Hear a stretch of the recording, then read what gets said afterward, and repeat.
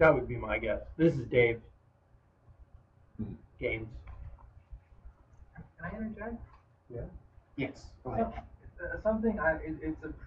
It's surprising that something many people fail to take into account is separation between the the amount of the percentage of people being diagnosed as growing rather than the percentage of people having autism is growing, and take into account awareness that point in history where all the baby boomers are really starting to die off, and it's always distorted, especially by Autism Speaks. Like they have those commercials. They used to have those commercials with it. Guys, oh yeah, my kid has autism. Oh, I have a friend that my son has autism. No, I mean, I think that there is something. I mean, I personally have wondered about that because my son, my oldest son is now in his 40s. And back then they called it hyperactivity. I mean, what he had, quote, was hyperactivity. He was born in '65. So, and you know, Ritalin was diagnosed and all this sort of thing. Well, I mean, he had a lot of, and I think he continues to have some brain issues. But I'm not sure if he was, you know, like 4 or 5 right now, whether he wouldn't be diagnosed with autism. I don't know.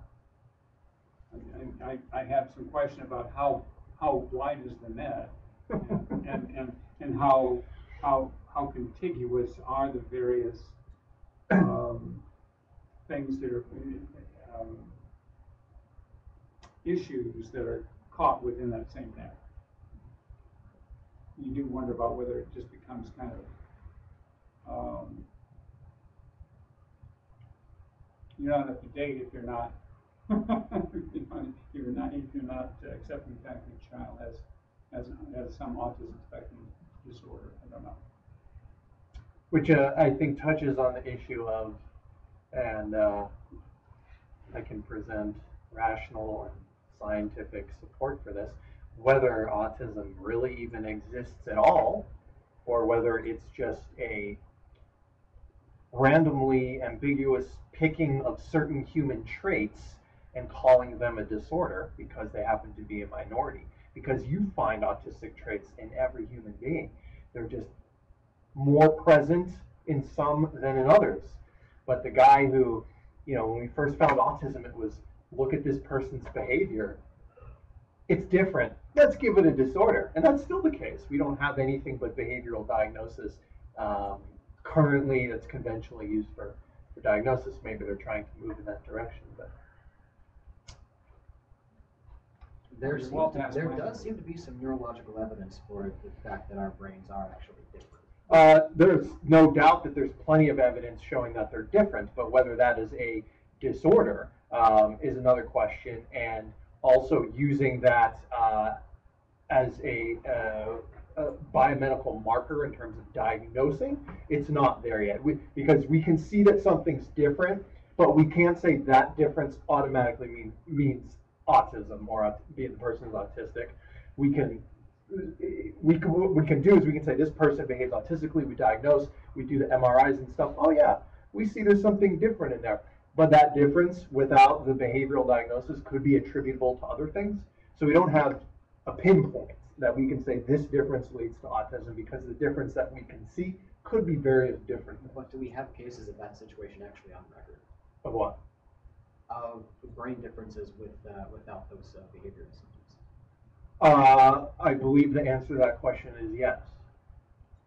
Is this a pertinent question? I mean, without autistic behavioral symptoms.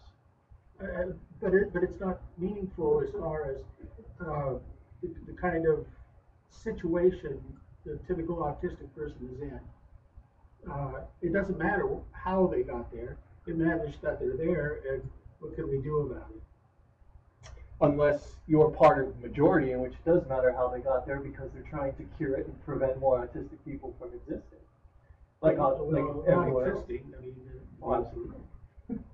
They don't want, wanna they kill want, us. They- well, they don't want to kill you, but they want to prevent more of you being born, and they want to remove those who Well, currently are like you. but that's not me personally, that's the situation. Well, I said conventionally, the conventional society, that's the conventional perspective, is that we want to wipe autism off the face of the planet. It's Well, it has a it's symptom, I the think. logical conclusion of the medical model, but I'm really not sure most people actually take it that far. I don't think that most of the general public have actually, thought about it and realized that that's where that leads. But they barely have their eyes open, some of these people, I mean, to themselves or anyone else, and they're normal. That's a normal situation. To be unaware of the plight of somebody other than themselves, that's fairly normal in our society. There isn't anybody in here that hasn't come across situations that our tendencies have stood out and we might have felt we could have done better. At least it's true with me. If I had to do it over again and I had this great realization, then I'd choose a different reaction. I'm pretty sure of it. But I don't have to do it over again. And I think isn't it a matter of us as individuals? Isn't the greatest we've done is to improve ourselves? It's to add to our abilities, and not condemn them, not to make us some sort of, lesser individuals than anybody else, because because we can focus on what difficulties we have and improve those. And I feel I'm in that process now, and I'm 63.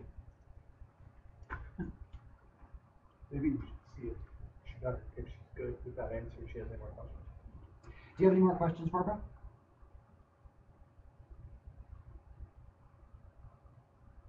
Barbara, are you there?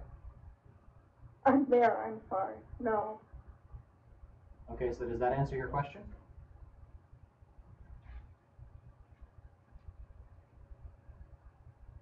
I'm sorry, I guess I didn't hear that.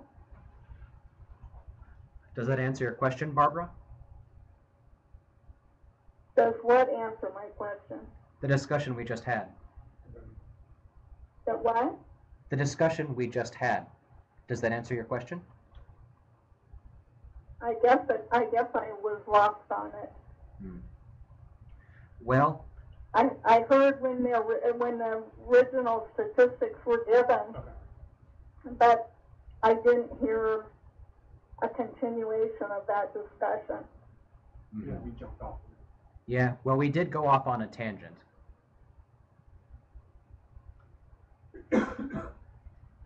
So yeah, there's probably a couple different ways to calculate that statistic. But it's probably safe to say that it's in the millions, maybe. 1 to 2% of California. About 1 to 2% of Californians, perhaps. Okay. All right, well, so let's open up the floor to questions from the internet. Oh.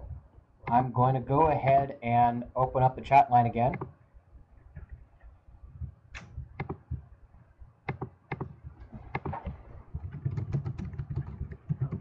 National auction?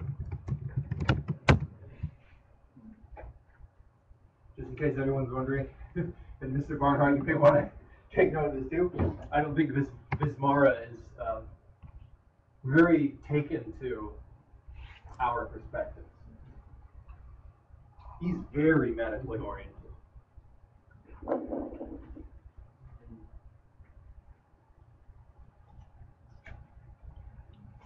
Okay, we have Pink Stars 88 asking, hello, why aren't a lot of people on the spectrum in regional centers? I feel like it would help some people more.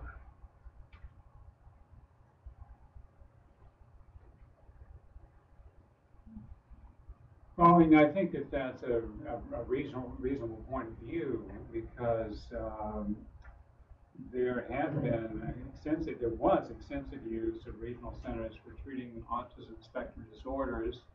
Um, and that number is diminished by the fact that to the extent that any family has private health insurance coverage, now they need to look to that health insurance coverage instead of services that they previously were getting at, or were previously available at regional centers. The only thing I think probably does need to be added is the regional centers are called upon to do a whole lot more than deal with autism spectrum disorders. I mean, they require a wide range of both behavioral and physical ailments that they're there to serve as the treaters of last resort. So it's not like they're underutilized. But I do think everything that I have learned over the past year, it wasn't something I knew much about until this year, that the regional centers have performed significantly in this area, providing services to families that otherwise were not available. I'll add for Pink Stars 88, I think that was her name. Yes. For her information. Regional centers, to qualify for regional centers, you not only have to have an autistic spectrum diagnosis, among other diagnoses that regional centers take, but you also have to be significantly impacted by the diagnosis. So a lot of autistic people who do not meet the definition of significantly impacted are ineligible for regional center services. Usually people diagnosed with the Asperger's label and the PDD-NOS label are often excluded from regional center services. So that would be one reason why a lot of autistic people are not getting regional center services. From what I've heard, it's on a center per center basis with the Asperger's thing. But I haven't looked into it in like a year or two. Technically, it's based on the law, the Lanterman Act, basically. So the whole state is supposed to be under a single eligibility criteria, but certainly you do see variability among regional centers based on how much money they have, what their quota for populations they should be serving are, so on and so forth. The Lanterman Act was the result of, you go back to the era of One Flew Over the Cuckoo's Nest. People used to just get locked away in state hospitals. What Lanterman wanted to end that, and there was something called the Lanterman-Petrie-Short Act, which significantly diminished the ability to put people into locked facilities, certainly indefinitely, as it often happened. Now LPS says, it's like 90 days, and then that can be extended for somebody with severe straits, but no more of this thing of, this person is mentally disturbed, we're going to lock them up permanently so we don't have to deal with them, we don't have to see them. That was where things stood back in the 50s, 60s, and the 70s. And what Lanterman wanted to do was to get rid of that and replace it with community-based centers that would provide for needs so people could stay in the community. And that, it has been, and actually, and most states don't have that system. It's imperfect, but it's it was done for some very good reasons. Lanterman is a name that we all should know. It's a pivotal part of disability history, just for the cross-disability community. And so, if you're from, whether you're from ASAN or a People First chapter or any other kind of organization, the Lanterman Act is a bit of history, a critical moment of history that you should all be aware of. Thanks, Professor. Frank Lanterman was an interesting guy. He was single, he was never married. He had a love of church organs. He used to collect them. He didn't have his own, but he would go from church to church just play them because he was obsessed with them. But he was at a time of, he was a Republican assemblyman from the Glendale area, and he was just committed to this whole range of things, and he had bipartisan support for all the things he was doing, and convinced Ronald Reagan to get rid of the state hospitals. As the National Forum on Disability Issues, I believe it was called, said, there is disability issues have always had strong bipartisan support. So, for some of this, the Latterman Act, Art Bolton, a great man. I had a chance to meet him. He helped start the Beaverton stuff. Yes, that's right. That's right. So, with that, are there any more questions from the internet? I see we have a couple of other viewers besides Pink Stars.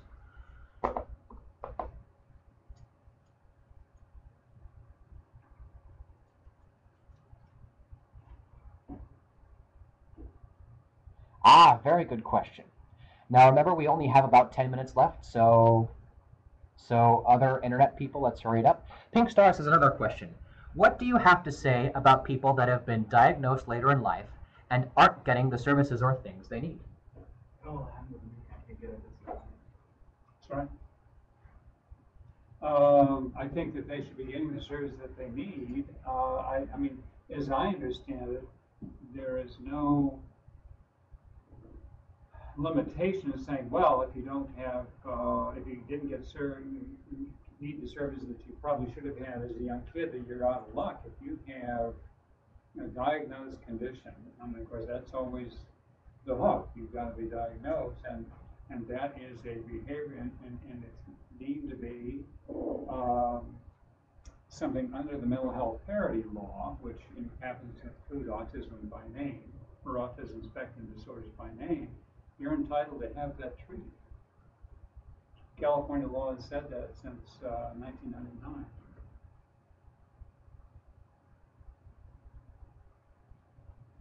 Any more internet questions?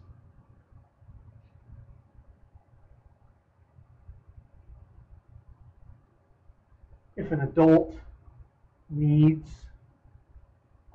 assistance getting services and they're not sure how to go about that,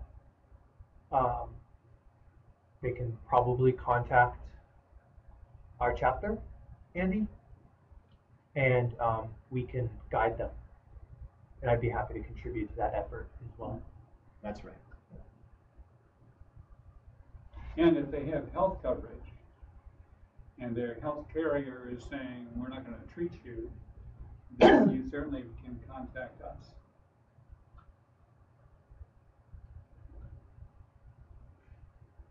Well, I'd like to leave you with something that Ari Neiman, one of ASAN's co-founders, once told me about politics when I asked him about May during a conversation about Obama, and his Israeli policy. And what he told me was that the government is not a monolith. There's always little subcommittees and, things that, go down from the federal to the state to the local level. And so it's important to find little ins, where you can make your voices heard. It's important to understand, just instead of, oh, the government's oppressing me, and just paint them with a broad brush, actually take the time to study how the system actually works and see if you can actually use it to your advantage. And so part of that is contacting some of the people that he mentioned. And like I said, when I get the, when I get the video polished with the transcription intact, or even just posting the transcription itself, in its entirety somewhere, because unfortunately we did lose the internet connection twice. So there are going to be parts of the video missing, but we do still have most of it. But other than that, this concludes our interview with Brent Barnhart. We would like to thank Supported Life Institute for providing us with this space and teleconference equipment. We would like to thank NorCal Services for Deaf and Hard of Hearing for their real-time captioning services. So please give a round of applause to Karen Dahl, our deaf person. We'd also like to thank Brent Barnhart for coming tonight and elucidating some of these issues, and our audience for taking the time to educate themselves on the important issues that the task force and its operations raise. Don't forget that the final meeting of the Autism Advisory Task Force is this coming Friday at the Park Tower Conference Center at 980 9th Street in Sacramento from 9 a.m. to 7 p.m. Public comments will run from 12:30 p.m. to 1 p.m. And here at the Autistic Self-Advocacy Network at Sacramento, we'll see you there.